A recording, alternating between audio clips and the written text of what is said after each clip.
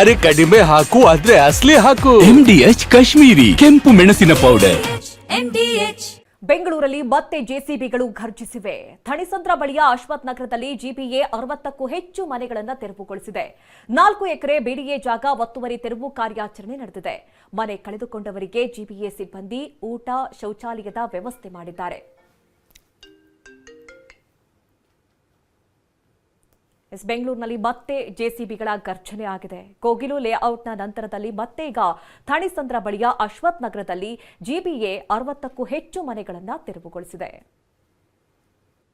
ಒಂಚೂರು ಏನೈತೆ, ಏನು ತೊಂದರೆ ಆಗಿದೆ ಅಂತ ಅವ್ರ ಲೀಡರ್ಗಳಿರಲಿ, ಲೋಕಲ್ ಅವರಿರಲಿ, ಯಾರನ್ನ ಇಲ್ಲಿ ಬಂದು ಯಾರು ವಿಚಾರಣೆ ಮಾಡಿಲ್ಲ. ಎಲೆಕ್ಷನ್ಗೆ ಭಿಕ್ಷೆ ಕೇಳಕ್ಕೆ ಬರ್ತಾರಿಲ್ಲ. ಯಾಕಂದ್ರೆ ನಮ್ಮ ಭಿಕ್ಷೆನೇ ಬೇಕಿರೋದು ಅವ್ರಿಗೆ. ಈ ವರ್ಷ ಚಾಲೆಂಜ್ ಆಗಿ ಹೇಳ್ತೀರಿ, ನಮ್ಮ ಮುಸ್ಲಿಂ ಬಂಧದಿಂದ ಅವ್ರಿಗೆ ಓಟ ಬೀಳಲ್ಲ, ಗೆಳೆಯಲ್ಲ ಅವರು ಕೃಷ್ಣ ಬೈರೇಗೌಡ. ಇನ್ನೊಂದು ಕಾಂಗ್ರೆಸ್ ಈ ಪಕ್ಷ ಯಾವ್ದಾಯ್ತೋ ಈ ಪಕ್ಷ ಈ ಸಲ ನಾವು 25 ವರ್ಷ ಇರ್ತೀವಿ. ಮೊನ್ನೆ ಬಂದು ಎಲ್ಲ ಹೊಡೆದು ನಾವು ಈಗ ಸಪ್ಪರ್ ಆಡಿದ್ವಿ 20,000. ಇನ್ನು ಕೋಗಿಲು ಅಕ್ರಮ ಮನೆ ತೆರವು ಮಾಡಿ 20 ದಿನಗಳಾಗಿವೆ. ನಿರಾಶ್ರಿತರು ಇನ್ನೂ ಕೂಡ ಟಾರ್ಪಲ್ ಕೆಳಗೇನೆ ಬದುಕು ಸಾಗಿಸ್ತಾ ಇದ್ದಾರೆ. ಜನವರಿ 1ಕ್ಕೆ ಮನೆ ಕೊಡ್ತೀನಿ ಅಂತ ಹೇಳಿದ್ರು, ಆದರೆ ಇದುವರೆಗೂ ಕೂಡ ಕೊಟ್ಟಿಲ್ಲ ಅಂತ ಅಳಲು ತೋಡ್ಕೊಳ್ತಾ ಇದ್ದಾರೆ. ಇತ್ತ ಸರ್ಕಾರ ಹಾಗೂ ಬಿಜೆಪಿ ನಾಯಕರ ನಡುವಿನ ವಾಕ್ಸಮರ ಮಾತ್ರ ಮುಂದುವರೆದಿದೆ.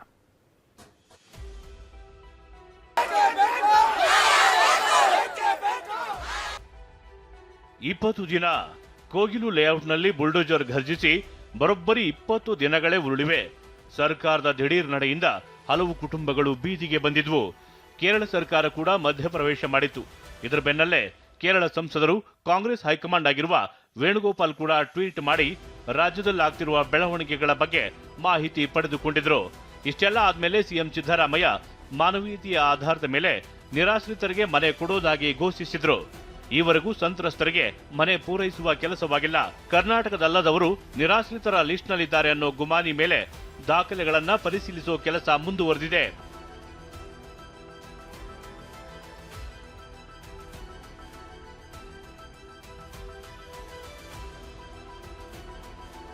ಕರ್ನಾಟಕದ ಒತ್ತುವರಿ ವಿಚಾರದಲ್ಲಿ ಮೂಗು ತೂರಿಸಿರುವ ಕೇರಳ ಸರ್ಕಾರ ನಾಯಕರ ನಡೆ ಪ್ರಶ್ನಿಸಿ ಬೊಮ್ಮಾಯಿ ಕಿಡಿಕಾರಿದ್ದಾರೆ.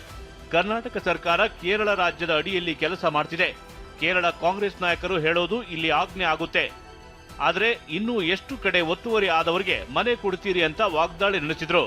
ಅಲ್ಲದೆ ವೇಣುಗೋಪಾಲ್ ಮೂಗಿಗೆ ನೆಗಡಿ ಆದ್ರೆ ಕರ್ನಾಟಕ ಸರ್ಕಾರ ಸೀನೋದಕ್ಕೆ ಶುರು ಮಾಡುತ್ತೆ ಅಂತ ಕಿಡಿಕಾರಿದ್ರು.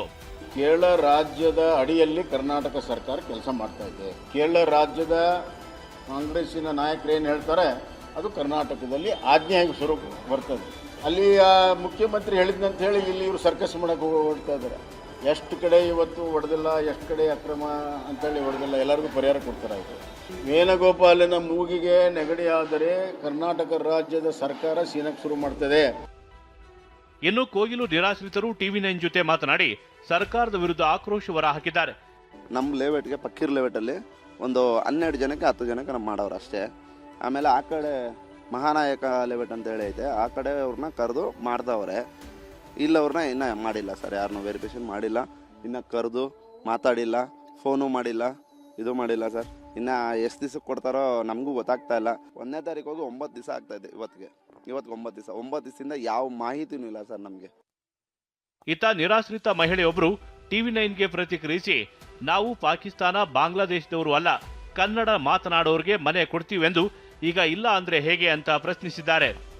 ನಾವು ಪಾಕಿಸ್ತಾನದಾರಲ್ಲ, ನಾವು ಬಾಂಗ್ಲಾದಾರಲ್ಲ, ಮಗರ್ ಕನ್ನಡ ಮಾತಾಡೋರಿಗೆ ಅಂತ ನೀವು ಅನೌನ್ಸ್ ಮಾಡಿಬಿಟ್ಟು ಇವತ್ತು ಕನ್ನಡ ಮಾತಾಡೋರಿಗೆ ಇಲ್ಲ, ಅವರಿಗೂ ಇಲ್ಲ, ಇವರಿಗೂ ಇಲ್ಲ ಅಂತ ಯಾಕೆ ನೀವು ಈ ಥರ ಮಾಡ್ತಿದ್ದೀರಾ? ಹೇಳ್ರಿ ಸರ್, ನಾವೇನು ತಪ್ಪು ಮಾಡಿದ್ದೀವಿ? ನಾವು ಕರ್ನಾಟಕಕ್ಕೆ ಹುಟ್ಟಿರೋದು, ನಮ್ಮ ಮೊಮ್ಮಕ್ಕಳದು ಮಕ್ಕಳದು ಎಲ್ಲ ಡಾಕ್ಯುಮೆಂಟ್ಸ್ ಕೊಡ್ತೀವಿ. ಕೋಗಿಲು ನಿರಾಶ್ರಿತರಿಗೆ ಸರ್ಕಾರ ತರಾತುರಿಯಲ್ಲಿ ಪರಿಹಾರ ಕೊಡೋದಕ್ಕೆ ಮುಂದಾಗಿದೆ. ಆದರೆ ಎಲ್ಲ ಅರ್ಹತೆ ಇದ್ದು ಅರ್ಜಿ ಸಲ್ಲಿಸಿ 5 ವರ್ಷಗಳಾದರೂ ಹಲವರಿಗೆ ರಾಜೀವ್ ಗಾಂಧಿ ವಸತಿ ನಿಗಮದಿಂದ ಸೂರು ಸಿಕ್ಕಿಲ್ಲ. ಕ್ರೀಡಾ ಸಾಧಕನಿಗೆ ಸರ್ಕಾರ ಅನ್ಯಾಯ ಮಾಡಿದೆ. ವಿಶ್ವಮಟ್ಟದ ಸಾಧಕ ಬುದ್ಧಿಮಾಂದ್ಯ ಯುವಕ ಪ್ರಸಾದ್ ಕುಟುಂಬಕ್ಕೆ ಇನ್ನು ಮನೆ ಮರೀಚಿಕೆಯಾಗಿದೆ. ಬೆಂಗಳೂರಿನ ಪ್ರಸಾದ್ ಕುಟುಂಬದ ಕಣ್ಣೀರ ಕತೆ ಬಗ್ಗೆ TV9ನಲ್ಲಿ ವಿಸ್ತೃತವಾಗಿ ಸುದ್ದಿ ಬಿತ್ತರಿಸಿತ್ತು. ರಾಜೀವ್ ಗಾಂಧಿ ವಸತಿ ನಿಗಮದ ಅಧ್ಯಕ್ಷರನ್ನ ಸಂಪರ್ಕಿಸಿ ಪ್ರಸಾದ್ ಕುಟುಂಬದ ಕಣ್ಣೀರ ಕತೆ ಬಗ್ಗೆ ವಿವರಿಸಿತ್ತು. TV9 ವರದಿಗೆ ಸ್ಪಂದಿಸಿದ ರಾಜೀವ್ ಗಾಂಧಿ ವಸತಿ ನಿಗಮದ ಅಧ್ಯಕ್ಷ ಪರಶುರಾಮ್ 15 ದಿನ ಅಥವಾ ತಿಂಗಳಲ್ಲಿ ಪರಿಶೀಲಿಸಿ ಮನೆ ಕೊಡೋದಾಗಿ ಭರವಸೆ ನೀಡಿದ್ದಾರೆ. ನಾನು ಅಟೆಂಡ್ ಮಾಡ್ತೀನಿ ಸರ್, ಇಮಿಡಿಯೇಟ್ ಅಟೆಂಡ್ ಮಾಡ್ತೀನಿ. ನಮ್ಮ ಅಧಿಕಾರಿಗಳು ಏನಾದ್ರು ಆತರ ಹೇಳಿದ್ರೆ ಅದಕ್ಕೆ ನಾನು ಕ್ಷಮೆ ಕೋರ್ತೀನಿ ಸರ್.